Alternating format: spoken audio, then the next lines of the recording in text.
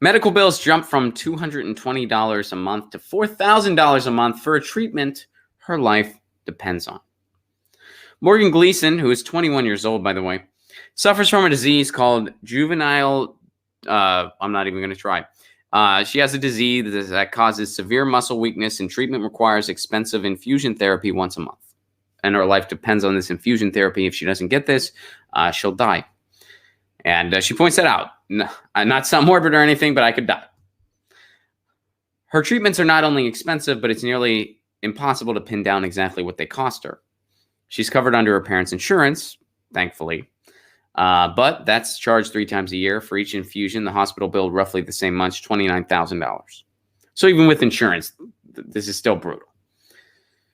In June 2018, records show Cigna paid a negotiated rate of just over $3,300 for the procedure.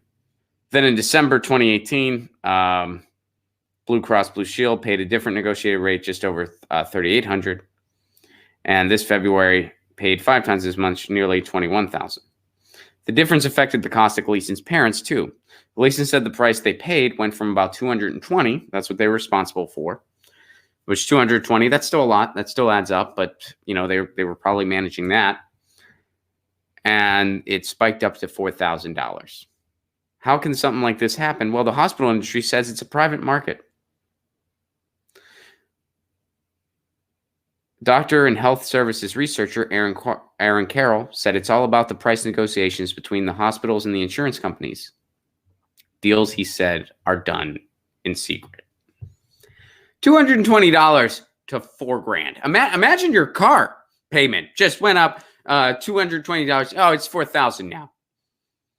But this isn't some car or some item. Hey, if any bill I had went from $220 to $4,000, I'd probably nix whatever that was.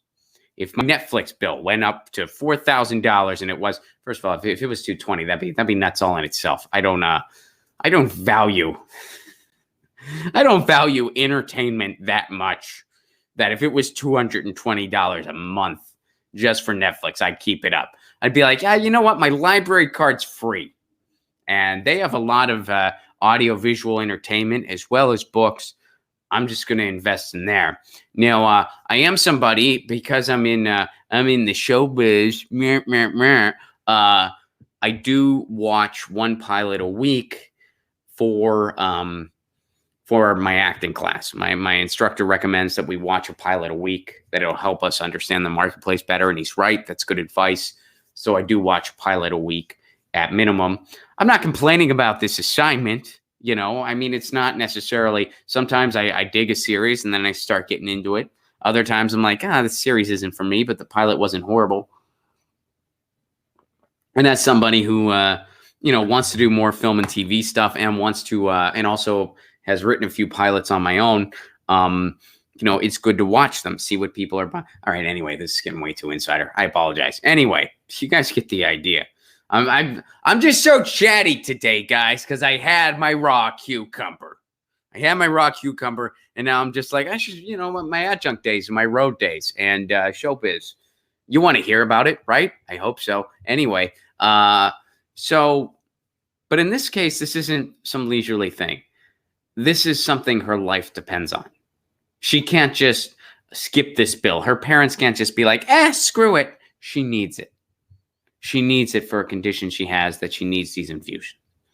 And it went from $220 a month to $4,000 a month because of these backroom deals between hospitals and insurance companies.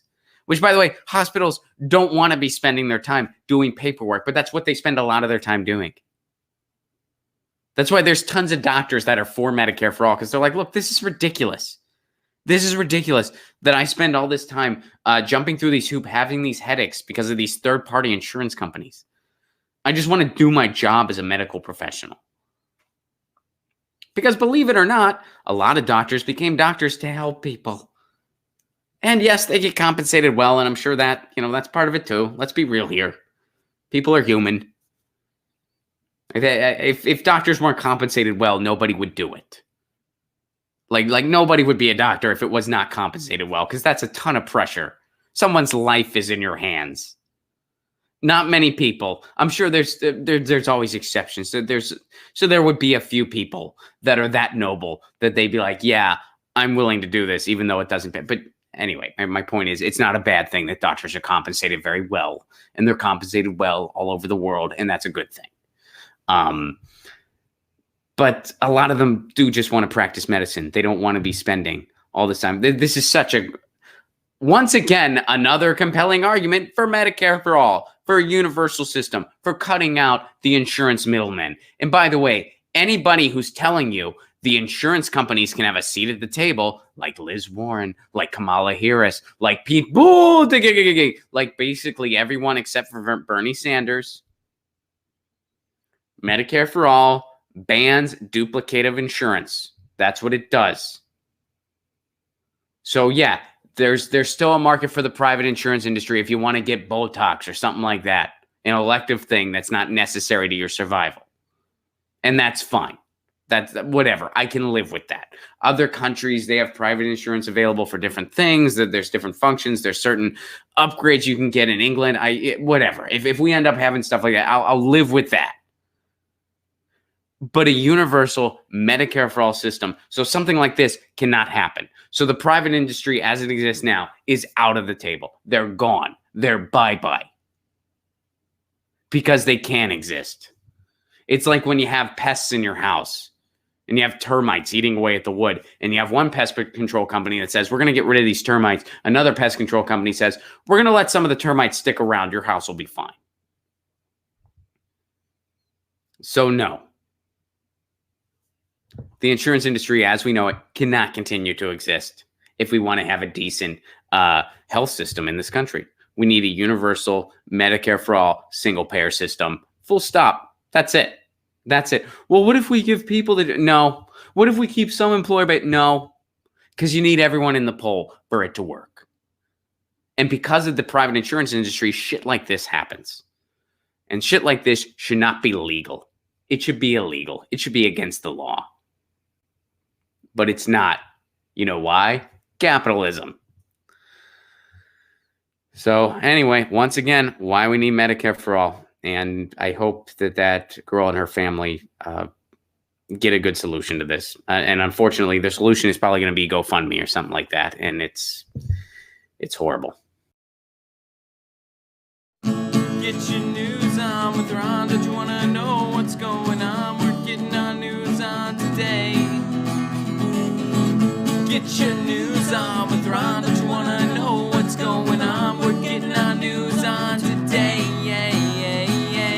You can tweet me an article at Ron Placone. We'll go through it together and make